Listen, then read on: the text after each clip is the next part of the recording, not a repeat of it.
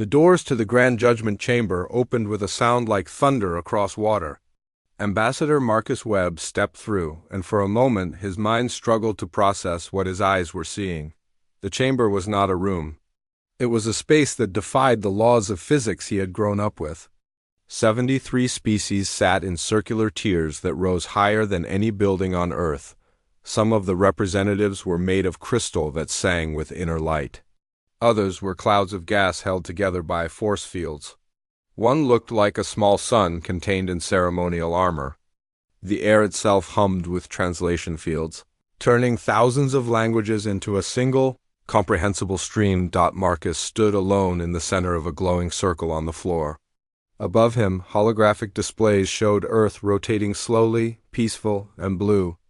But around Earth, red markers were appearing one by one. Defense satellites, weapon platforms, ancient systems that had been asleep for 10,000 years, now waking up like a dragon opening its eyes. The being of contained starlight, the High Arbiter, leaned forward. When it spoke, the voice seemed to come from everywhere and nowhere. Species designation, humanity. You stand accused of violating the preservation decree. Your defense systems have activated without authorization. Your kind has been dormant for 10,000 cycles. Explain why we should not enforce the Eternal Sleep Protocol. The Eternal Sleep Protocol.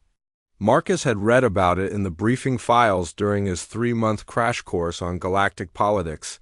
It was a permanent shutdown, not just of the defense grid, but of human civilization itself. Forever, he looked up at the council, his face calm. Behind him, the holographic display updated. More satellites came online. More weapons. The council members shifted nervously in their seats. Honored Arbiter, Marcus said, his voice steady and clear. I believe there has been a misunderstanding.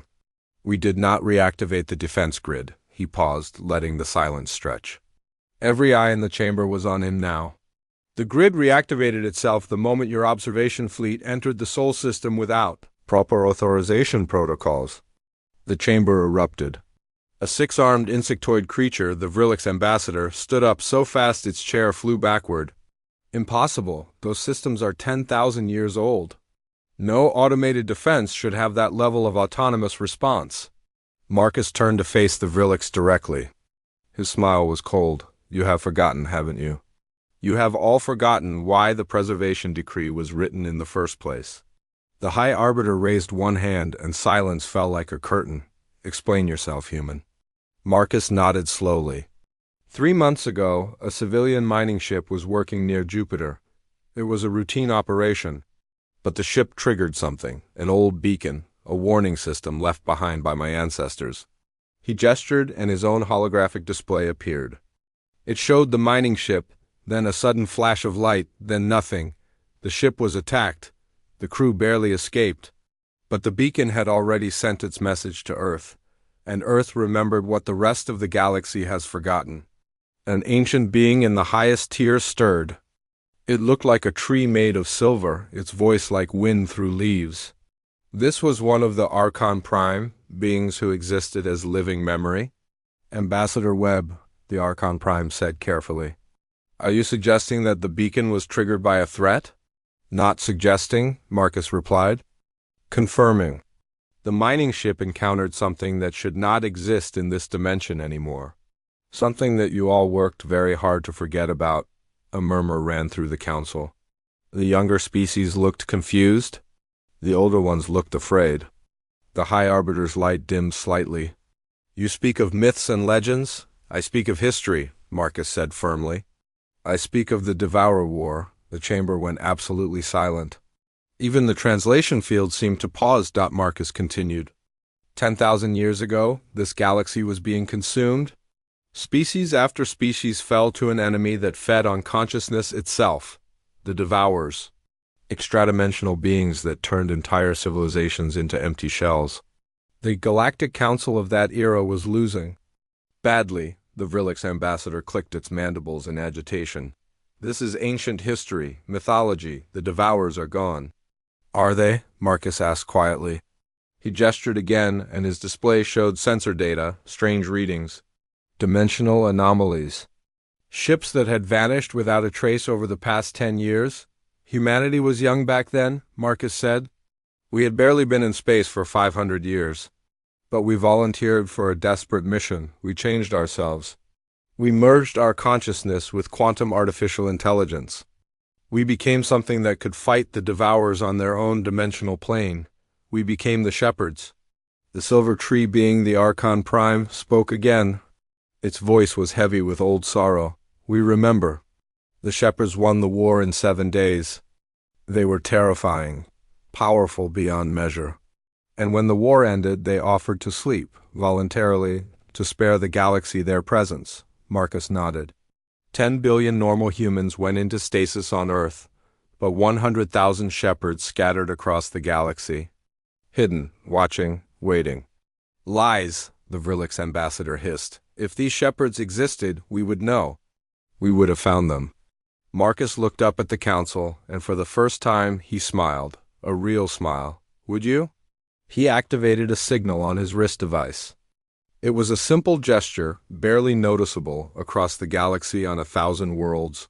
In 100 council chambers, on ships and stations and diplomatic outposts, 100,000 beings received a message. A code, an awakening dot in the ground. Judgment chamber itself, 3 representatives stood up slowly. One was a Talorian scientist, respected for decades of research. One was a trade negotiator who had brokered peace deals for generations. One was a military advisor to the High Arbiter himself. Their forms shimmered. The holographic disguises fell away like water. 3 humans stood in the council chamber. They had been there all along, hidden in plain sight for 10,000 years. Honored Council, Marcus said into the shocked silence. Let me properly introduce humanity. We never left. We have been here, protecting you, all along. And now, whether you want us to or not, we need to protect you again, because the Devourers are coming back. The High Arbiter's light flickered like a candle in wind. This changes everything. Yes, Marcus agreed, it does. And we have 48 hours to decide what happens next. Because that mining ship near Jupiter? It was not the first attack, and it will not be the last. He looked around the chamber, meeting the eyes of species he had never seen before today. 10,000 years ago you were afraid of what we became? Now you need to decide? Are you more afraid of us, or of what is coming through the dimensional barriers? Because ready or not, the choice is about to be made for you. The council chamber dissolved into chaos as Marcus stood alone in the circle, watching humanity's oldest secret unfold before the galaxy's eyes. The council chamber had been in chaos for 6 hours. Species threatened to withdraw from the alliance. Others demanded immediate military action against Earth. The 3 revealed shepherds stood calmly in the center of it all, their presence like rocks in a storm. Marcus had been moved to a holding facility, a comfortable prison that felt more like a luxury hotel. But he knew what it really was, a cell. The council was deciding humanity's fate, and he could do nothing but wait. Finally, the summons came. Marcus was escorted back to the Grand Judgment Chamber by 4 armed guards. They were nervous around him now.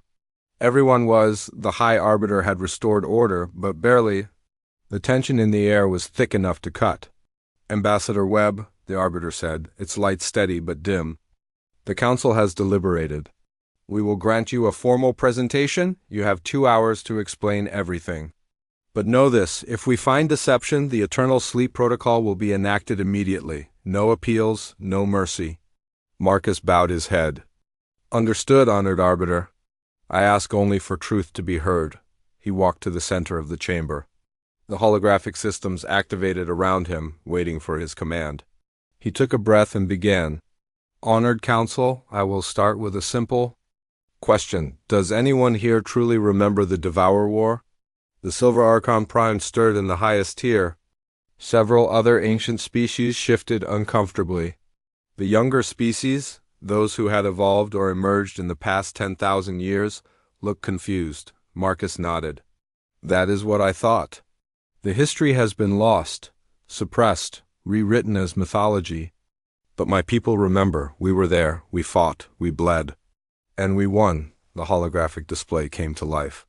It showed the galaxy as it was 10,000, Years ago, beautiful, vibrant, full of life. The darkness came, Marcus narrated as the images shifted. The Devourers entered our dimension through tears in space-time. They were not invaders in the traditional sense. They were hunters, farmers. They fed on consciousness itself, on the electrical patterns that make a being think and feel and dream. The display showed worlds going dark, ships becoming ghost vessels, entire civilizations vanishing in days. The Galactic Council of that era tried everything: weapons, shields, dimensional anchors. Nothing worked. The Devourers existed partially outside our reality. How do you fight something you cannot fully touch? The Vrilix ambassador leaned forward. And humanity found a way? We found a terrible way, Marcus corrected. We were young, desperate. We had just joined the galactic community, and we were watching it die. So we volunteered for an experiment that every other species had rejected as too dangerous. The display showed human scientists working in laboratories. Then it showed the transformation. Humans merging with artificial intelligence. Consciousness expanding beyond physical limits. We called them the Shepherds, Marcus said quietly. 100,000 volunteers who gave up their humanity to become living weapons. They could exist in multiple dimensions at once. They could perceive the Devourer's true forms, and they could fight back. The holographic battle played out before the council. It was beautiful and horrible. The Shepherds moved like light through water, engaging enemies that hurt to look at. Beings of impossible geometry. Creatures that existed in 4 spatial dimensions. The war lasted 7 days, Marcus said. 7 days of fighting across dimensional planes. The Shepherds pushed the Devourers back, sealed the breaches, saved the galaxy. The display showed the aftermath.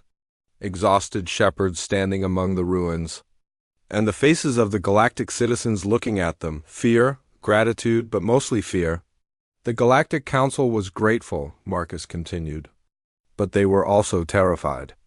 The Shepherds were too powerful, too different. What if they decided they should rule instead of serve? What if they became the new threat?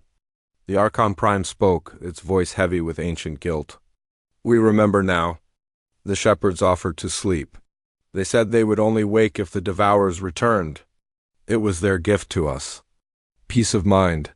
Marcus nodded. 10 billion normal humans went into stasis on Earth.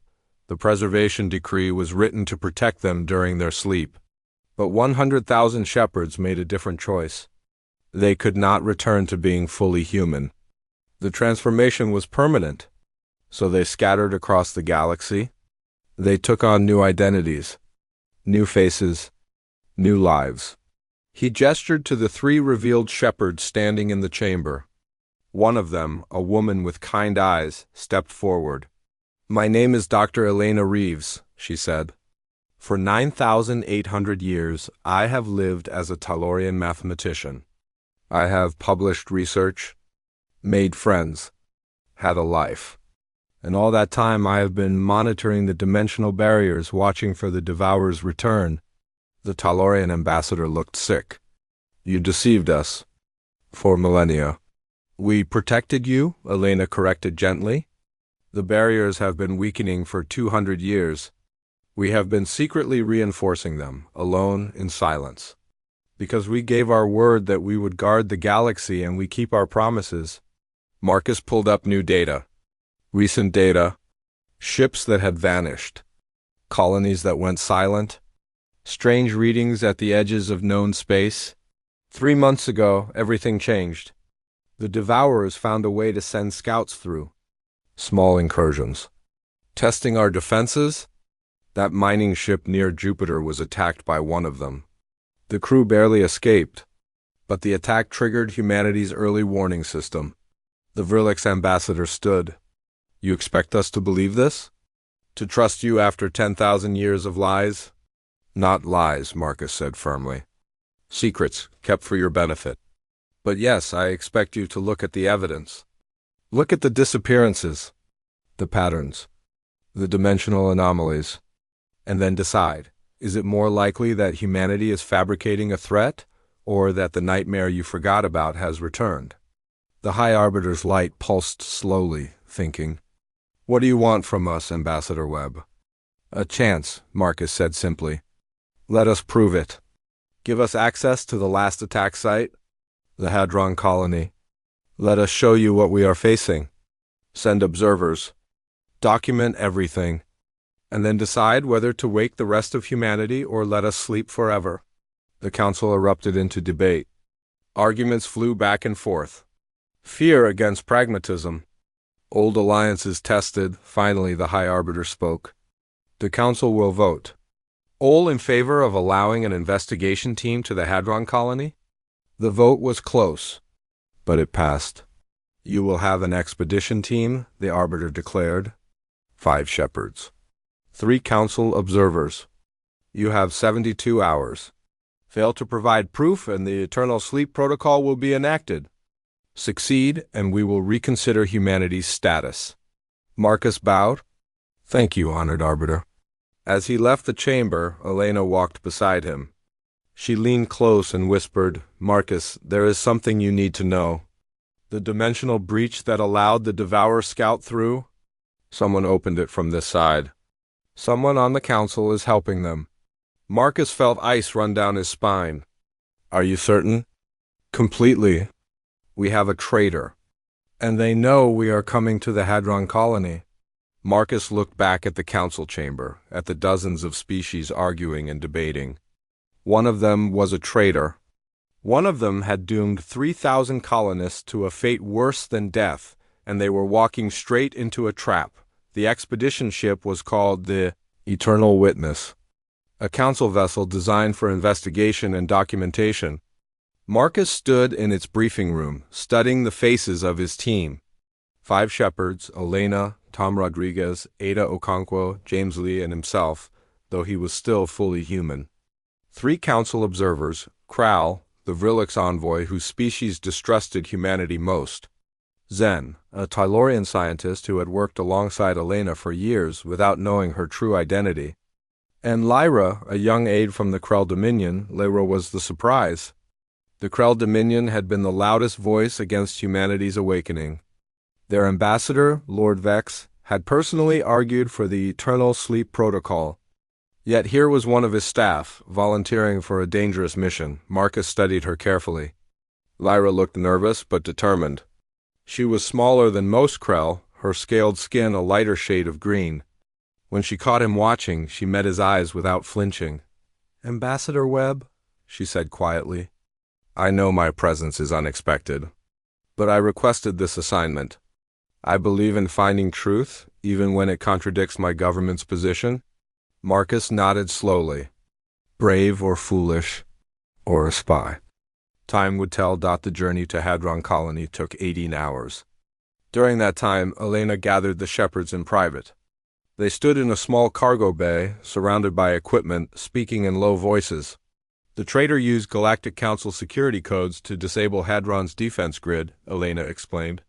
High-level codes. That means someone with serious authority. Someone in the inner circle. Tom Rodriguez, a tall man with scars that told stories of old battles, crossed his arms. "How many species have access to those codes?" 12, Elena said grimly. "And 3 of them have representatives on this ship right now." Ada Okonkwo, her voice like music, shook her head. "We cannot let paranoia divide us. We proceed carefully. We watch? We trust no one completely." James Lee, the quietest of them, spoke for the first time. "The Devourers are patient. If they have an agent in the council, they have been planning this for years. Maybe decades. We are playing catch-up." Marcus felt the weight of it all. 10,000 years of peace, shattered, and humanity, barely awake, thrust into the center of it. They arrived at Hadron Colony just after dawn, ship time. The colony orbited a gas giant, a beautiful installation that looked like a flower of metal and light. From the outside, everything seemed normal, peaceful, but when they docked and entered the main habitat, the truth became clear. The colony was a grave. 3,000 people had lived here. Now there was only silence. Kral, the Vrilix envoy, made a sound of distress as they walked through the main plaza. Food sat on tables, half-eaten. Children's toys lay scattered on the ground. Personal belongings were everywhere. But not a single living thing remained. Zen, the Tellurian scientist, ran his instruments over everything. No signs of violence. No damage to structures. No biological contamination. The people just vanished. Elena closed her eyes and Marcus watched her transformation begin. It was subtle at first, her consciousness expanding beyond her physical form. The other shepherds did the same, their awareness reaching into dimensions that normal beings could not perceive. "I can see it," Elena whispered. The dimensional residue. They were here. The devourers fed here. She opened her eyes and they glowed with inner light. "I can show you, if you are willing to see." Kral stepped back. "What do you mean?" "I can share my perception. For a moment, let you see what I see." The three council observers hesitated. Then Lyra, the young Krell aide, stepped forward. "Show me." Elena touched Lyra's forehead gently. The young Krell gasped, her eyes widening. Then she screamed. Marcus caught her as she fell. Her body was shaking, her breath coming in short gasps. "What did you see?" "They were here," Lyra whispered, tears streaming down her face. "I saw the traces. The devourers. They phased in through a tear in reality. They harvested everyone. Every mind. Every consciousness. Gone in minutes. And I saw something else." She looked up at Kral and Zen, her eyes full of horror. The defense grid was disabled remotely. Someone used council codes. Someone murdered 3,000 people to hide the truth. Kral's mandibles clicked in agitation. This proves nothing about who. James Lee, who had been examining the colony's computer systems, called out, "Actually, it does. I found the access logs." The codes came from a specific terminal in the Grand Council building. Terminal 7 Alpha. Elena's face went pale. "That terminal is assigned to Lord Vex, the Krell ambassador?" Lyra looked like she had been struck. "No, that is impossible. Lord Vex is the most decorated military leader in Krell history. He would never betray the Council." "Then we need to verify this immediately," Marcus said. He pulled out his communication device, preparing to contact the Council. Nothing happened. No signal. No connection. Tom Rodriguez was already at the ship's communication station, his face grim. "We are being jammed. Someone does not want us reporting back." The lights in the colony flickered. Elena's eyes went wide. "Defensive positions. Now, what is it?" Kral demanded. "The dimensional barriers are weakening. Around us, right now." This was a trap. The air itself began to shimmer. Reality twisted like heat waves on a desert road. And through those distortions, Marcus saw them. The DVOURs. They were beings that hurt to look at. Impossible geometry. Angles that existed in dimensions the human brain was not designed to process. Kral and Zen froze, paralyzed by primal terror. Even Lyra, brave as she was, could not move, but the shepherds could. Elena, Tom, Ada, James, and even Marcus, who could only perceive the edges of what was happening, moved as one. The four transformed shepherds expanded their consciousness, fighting the devourers on multiple dimensional planes simultaneously. Marcus saw only fragments. Flashes of light. Sounds that should not exist. The smell of ozone and something else.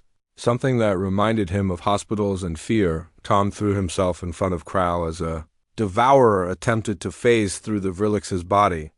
The attack hit Tom instead. He screamed, a sound of pure agony as the devourer tried to harvest his consciousness, but Tom was a shepherd. His mind was distributed across dimensions. The devourer could not hold him. Tom struck back, and the creature recoiled. Shrieking in frequencies that shattered windows. The battle lasted minutes but felt like hours. Finally, the devourers retreated, pulling back through the dimensional tiers. Elena and Ada worked together to seal the breaches, their consciousness weaving patterns that stabilized reality. Silence fell. Tom was unconscious, his body smoking slightly. Ada knelt beside him, checking his vital signs.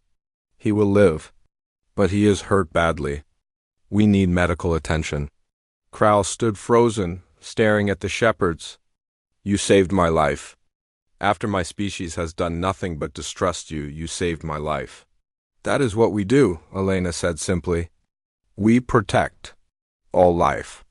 That is our purpose. Marcus helped Lorada to her feet.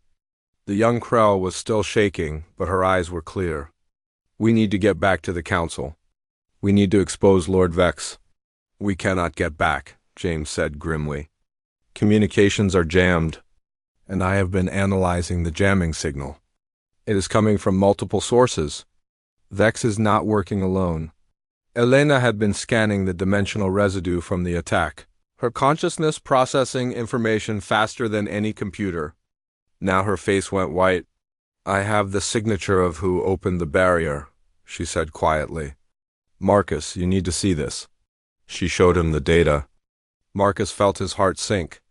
The dimensional breach had not just been opened by Lord Vex. There were 5 other signatures, 5 other council members, all high-ranking, all trusted. This is worse than we thought, Marcus said. This is not a single traitor. This is a conspiracy. And if they are willing to attack us here with witnesses, they must be planning something bigger. Lyra suddenly gasped. The council vote? There's a vote scheduled for tomorrow to decide humanity's fate permanently. If Lord Vex and his allies can prevent us from returning with this evidence, they can push through the eternal sleep protocol. They can eliminate humanity forever while the rest of the council thinks they are just being cautious. Marcus looked at his team. Tom was injured. Their communications were jammed. They were 6 hours away from Earth at best, and the traitors controlled the narrative. Then we do not have time to be careful, Marcus said. We hijack a faster ship. We get back to Earth, and we expose this conspiracy before humanity is erased from existence. Elena met his eyes. They will be waiting for us. They have a fleet. This will be a fight. Good, Marcus said, surprising himself with the steel in his voice. Let them come. They forgot what humans do when cornered. We do not surrender. We fight. The fastest ship at Hadron Colony was a courier vessel designed for emergency evacuations.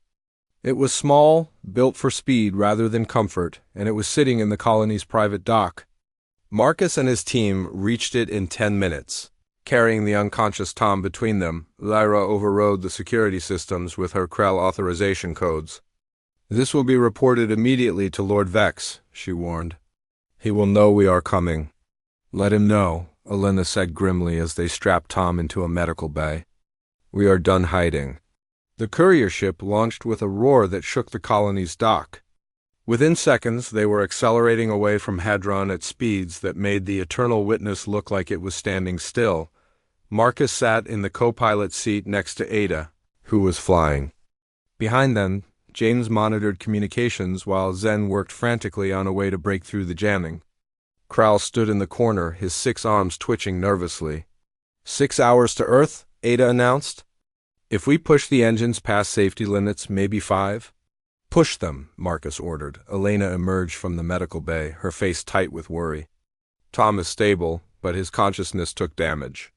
The Devourers wounded him on a dimensional level. He needs specialized care that we do not have here. James suddenly sat up straight. I am receiving a transmission. Audio only. It is breaking through the jamming. Put it through, Marcus said. The speakers crackled, and then a voice filled the cabin. It was smooth, cultured, and filled with quiet menace. Lord Vex, Ambassador Webb, how resourceful of you to escape. I had hoped the Devourers would end this quietly, but I suppose I should have expected human stubbornness. Lyra's face went pale. Lord Vex, what have you done? Ah, young Lyra, I am disappointed in you. I gave you an opportunity to serve a greater purpose, and you chose the wrong side. Vex's voice was cold now. But no matter. You will die with the rest of them. Why? Marcus demanded. Why betray the council? Why help the Devourers? Vex laughed, a sound like breaking glass. Betray? No, Ambassador. I am saving the Krell Dominion. Saving those species wise enough to see the truth? The Devourers are coming back, yes, but they are not invaders. They are the future. They offered us a choice, join them or be consumed. I chose survival. You chose slavery, Elena said coldly. I chose power, Vex corrected. The Devourers promised that those who help them will be spared, enhanced, given dominion over the lesser species. And all they asked in return was that we eliminate the one threat that could stop them. The shepherds, humanity. Marcus felt sick. The disappearances. The colonies, how many? 12 so far, Vex said casually. Small tests, practice, but soon, once humanity sleeps forever and the shepherds are gone, the Devourers will come through in force, and the species who help them will rule what remains. You are insane, Crowl hissed. The Devourers cannot be trusted. They will consume everyone. That is what the old ones say, Vex replied. But they are cowards. Afraid of change. Afraid of evolution. I am not. And neither are my allies. 5 council members stand with me. And by the time you reach Earth, it will be too late. The transmission cut off. Lyra was crying now, her scaled hands covering her face. I cannot believe it. Lord Vex was a hero. He fought for peace, for justice. He was corrupted, Elena said gently. The Devourers can influence minds, especially those already hungry for power. He may have started with good intentions, but somewhere along the way, he fell. If Vex has 5 allies on the council, that gives him the votes he needs, Marcus said, thinking fast. He can push through the eternal sleep protocol even without evidence. He will claim we died at Hadron Colony, that the Devourers killed us, and he will use our deaths as proof that humanity's defense grid is too dangerous to leave active. James looked up from his console, his face grim. It gets worse. I finally broke through some of the jamming. I am picking up military transmissions. There's a fleet heading to Earth, 30 ships. Krell Dominion vessels. They will arrive in 4 hours. 4 hours. They were still 5 hours away, even at maximum speed. They are going to attack the stasis facility, Ada said quietly. They are going to kill 10 billion sleeping humans. Marcus felt something cold settle into his chest, rage, pure and simple. Can we warn Earth? Can the defense grid stop them? The defense grid is automated, Elena said. It will fight. But 30 ships? Even ancient human technology has limits. They will take losses, but they will get through. Silence fell in the cabin. They were too far away. Too slow. They had the truth, but no way to deliver it in time. Then Lyra spoke up, her voice shaking, but determined. There is a way. A slim one. The Krell fleet is using standard military encryption. I have the codes. I can broadcast a message directly to the fleet captains. Vex will hear it too, Krell pointed out. I know, Lyra said. But most of those captains are honorable beings. If they know the truth, if they understand they are being used to commit genocide, some of them might refuse orders. Marcus looked at her. You would turn against your own government? I would turn against a traitor, Lyra corrected fiercely. Lord Vex does not represent the Krell people. He represents only his own ambition. And I will not let him stain our honor with the blood of innocents. Elena put a hand on Lyra's shoulder. Broadcast it. Tell them everything. Make them understand? Lyra sat down at the communic. Asian console. Her hands shook as she entered the codes. Then she began to speak, her voice gaining strength with every word. This is Aide Lyra of the Krell Diplomatic Corps. I am sending this message to all ships of the Earth Assault. Fleet, you have been lied to. Lord Vex has betrayed the Council. He is working with the Devourers. The humans are not a threat. They are trying to protect us. I have witnessed Devourers attacking Hadron Colony. I have seen shepherds fight to save Council observers, risking their lives for beings who distrust them. I have proof that Lord Vex used Council codes to disable Hadron's defenses, allowing 3,000 people to be murdered. If you proceed with this attack, you are not defending the Krell Dominion. You are committing genocide for a traitor and his masters. She paused, then added quietly, I know many of you. I know you are honorable. Please, look at the data I am transmitting. See the truth, and then decide what kind of beings you want to be. She ended the transmission and sat back, exhausted. For a long moment, nothing happened. Then James's console lit up like a festival. Receiving responses, he said, disbelief in his voice. 7 ships are breaking formation, 9, 12. They are refusing to continue the attack. But that meant 18 ships were still heading for Earth. Marcus made a decision. He pulled out his personal communication device, the one that had been given to him when he was named ambassador. It had one special function. One emergency broadcast that could only be used once. He activated it. This is Ambassador Marcus Webb of Earth to all human shepherds. This is not a drill. This is not a test. Earth is under attack. Traitors on the Council have sent a fleet to destroy the stasis facility. I am invoking Protocol Omega. All shepherds, reveal yourselves. All shepherds, defend humanity. The time for hiding is over. He sent the message on every frequency he could reach. Across the galaxy, 100,000 beings heard it. 100,000 shepherds who had lived quiet lives for 10,000 years. Who had loved and worked and dreamed among aliens who never knew what they truly were. They heard the call. And they answered. Elena smiled, tears running down her face. You just changed everything, Marcus. Every shepherd in the galaxy is now moving toward Earth, but it will take time, hours, maybe days for the distant ones. Then we buy them time, Marcus said. He looked at Ada. How much faster can this ship go? Ada's hands moved over the controls. If I divert all non-essential power, including life support, we can reach Earth in 3.5 hours. But we will be flying a dead ship by the time we arrive. No weapons. No shields? Just momentum. Marcus looked at his team. At Crow, who had been saved by a shepherd. At Zen, who had worked alongside Elena for years. At Lyra, who had sacrificed everything for truth. At the other shepherds who had already given up their humanity once and were prepared to do it again. Then we become a missile, Marcus said quietly. We reach Earth, we broadcast the truth to the entire galaxy, and we trust that somewhere, somehow, enough good beings will stand with us. Elena met his eyes. It is a long shot. Humanity specializes in long shots, Marcus replied. Ada pushed the engines past every safety limit. The ship groaned and shook, but it flew faster. Faster than it was ever designed to go. Racing toward Earth. Racing toward humanity's last stand. The courier ship dropped out of faster-than-light travel at the edge of the Sol system, and Marcus saw his worst nightmare made real. 18 Krell warships were already engaged with Earth's defense grid. Ancient human satellites, dormant for 10,000 years, fought with devastating precision. But they were outnumbered and outgunned. Explosions lit up the space around Earth like fireworks. The blue planet seemed so small, so fragile, beneath the violence. The stasis facility is on the moon, Elena said, her voice tight. That is their target. If they get through, 10 billion humans die in their sleep. How long do we have?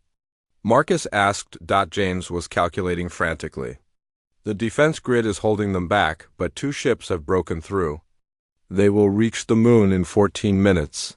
14 minutes. It might as well have been 14 seconds. Marcus activated the ship's broadcast system.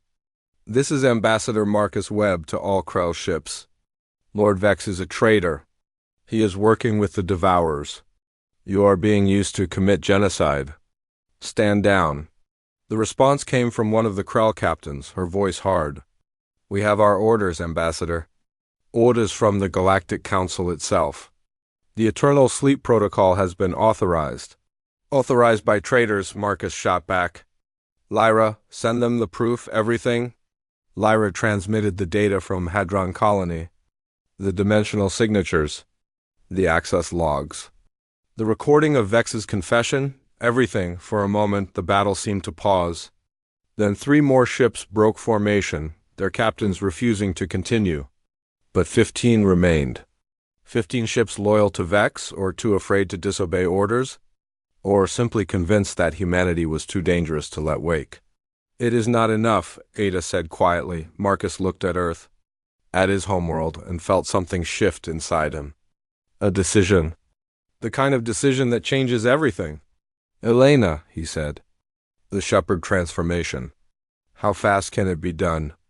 Elena turned to stare at him. Marcus, no. The transformation is permanent.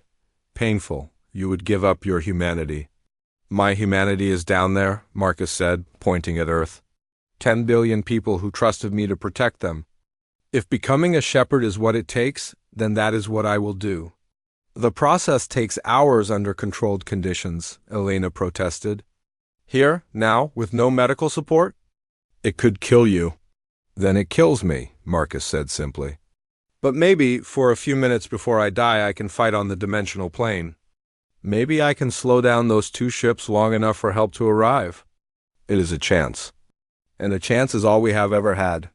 Elena looked at the other shepherds. Ada nodded slowly. James closed his eyes, then nodded too. They had all made this choice once. They understood. We will guide you through it, Elena said. But Marcus, you need to understand. The pain will be beyond anything you have experienced. Your consciousness will be torn apart and rebuilt. You will see dimensions that human minds were never meant to perceive. Many who tried this process went insane. Then I will try not to go insane, Marcus said. He looked at Kral and Zen and Lyra. Get this ship to the Galactic Council. Make them see the truth. Whatever happens to me, finish this. Lyra grabbed his hand. You are the bravest being I have ever met. Marcus smiled. I am just scared enough to do something stupid. That is very human. He lay down on the floor of the cargo bay. The 4 shepherds surrounded him, placing their hands on his body. Elena looked into his eyes one last time. Ready? No, Marcus admitted. Do it anyway. They began. The pain was indescribable. Marcus felt his consciousness being pulled apart like taffy, stretched across dimensions he could not name. His perception exploded outward. He could see Earth not just as a planet but as a probability wave. He could perceive the quantum foam of space-time. He could feel the dimensional barriers, thin as paper, barely holding back the devourer realm. He screamed. Screamed until his voice gave out. And then he screamed in dimensions where sound did not exist, but through the pain he felt the other shepherds. Their consciousnesses merged with his, stabilizing him, guiding him, showing him how to shape his new perception, how to exist in multiple states simultaneously. The transformation took 7 minutes. It felt like 7 lifetimes. When it was done, Marcus opened his eyes. The world looked different. He could see the energy patterns of the ship around him. He could perceive Ada's consciousness as a beautiful geometric pattern. He could feel the quantum entanglement between the atoms in his body and the atoms in Earth below, and he could see the DEVOURs, that they were everywhere, pressed against the dimensional barriers like faces against glass, waiting, hungry, patient. Marcus? Elena's voice seemed to come from very far away. Can you hear me? I can hear everything, Marcus whispered. His voice sounded strange to his own ears, like it was coming from multiple places at once. I can hear the universe singing. Can you fight? Marcus stood. His body felt foreign, like wearing clothes that did not quite fit. But his mind was clear. Clearer than it had ever been. Yes, he said. I can fight. He reached out with his new perception, finding the 2 Krell ships racing toward the moon. He could see their crews, their thoughts, their fears. They were just following orders. They did not want to be murderers.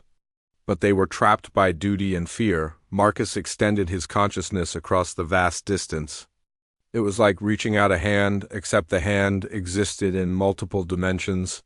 He touched the ships, not physically, but on a level deeper than physics, and he spoke directly into the minds of every crew member on both ships. Stop, he said. Please, you do not have to do this. The ships slowed. Marcus could feel the confusion of the crews. The fear. They were hearing a voice that seemed to come from inside their own heads. I am Marcus Webb, he continued, pouring every ounce of sincerity into the words. I am a human. I just became a shepherd to save my people. I can feel your thoughts. I know you are afraid. I know you do not want to be here. So turn back. Choose mercy. Choose life. For a moment, nothing happened.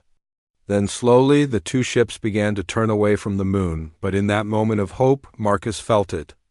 A massive tear opening in the dimensional barrier. Right. Above the Grand Council building, Lord Vex was making his final move. Marcus's consciousness flew across space in an instant, leaving his body behind. He arrived at the council chamber to find chaos. Vex stood in the center of the room, his body transforming. He was merging with a devourer, becoming a hybrid, a being of two dimensions at once. "Too late, Shepherd," Vex hissed, his voice overlapping with the devourer's inhuman sounds. "The portal is opening. My masters will consume this galaxy, and I will rule what remains." Marcus looked at the council members, frozen in terror. He looked at the portal, growing wider every second. And he looked at Lord Vex, a being so twisted by ambition that he had become a monster. "No," Marcus said. And he reached out, his shepherd consciousness touching the devourer realm directly. What he found shocked him. The devourers were not evil. They were dying. Their dimension was collapsing, a slow heat death that had been progressing for eons. They were desperate, starving, attacking not out of malice, but out of the fundamental need to survive. He could feel their pain, their fear, their terrible hunger. And in that moment, Marcus made a choice that would change everything. He spoke to the devourer entity that was pouring through the portal. Spoke in patterns of thought and emotion that transcended language. "Stop," he said. "We can help you. We can find you a new home. A dimension where you do not have to feed on others. But you must stop the killing. You must give us a chance to help." The devourer entity paused. Marcus felt its confusion, its suspicion. For eons, it had known only hunger and the hunt. The concept of mercy, of help offered freely, was alien to it. "Why?" the entity asked, its thought voice like grinding stones. "Why help us? We are your enemy." "Because," Marcus said, and he opened his consciousness fully, showing the devourer his memories, his life, his values, the fundamental human belief that all life deserves a chance. Because that is what humans do. We do not destroy when we can save. We do not kill when we can heal. Yes, you attacked us. Yes, you killed our people. But you were dying. How can we hate you for trying to survive?" He showed the devourer images of human history. Wars fought for survival. Desperate choices made in desperate times. But also reconciliation.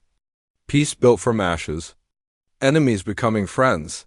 "We have been monsters too," Marcus said. "We have made terrible choices. But we learned. We grew. We became better. You can too. Let us help you." The devourer entity was silent for a long moment. Then, slowly, it began to withdraw. The portal started to close. Lord Vex screamed in rage and fear as the devourer presence left him, his hybrid form collapsing. "Impossible," Vex gasped, bleeding on the floor. "They promised me power." "They promised you nothing," Marcus said, his consciousness returning to the council chamber in physical form through a small dimensional rift. "They were just hungry. And you were a fool." The High Arbiter, recovered from shock, moved quickly. Guard seized Lord Vex. His allies on the council tried to flee but were stopped. Marcus stood in the center of the chamber, his shepherd form visible to all. He looked human but also not. Light seemed to bend around him. His eyes held depths that hurt to look into. "Honored council," he said, his voice steady.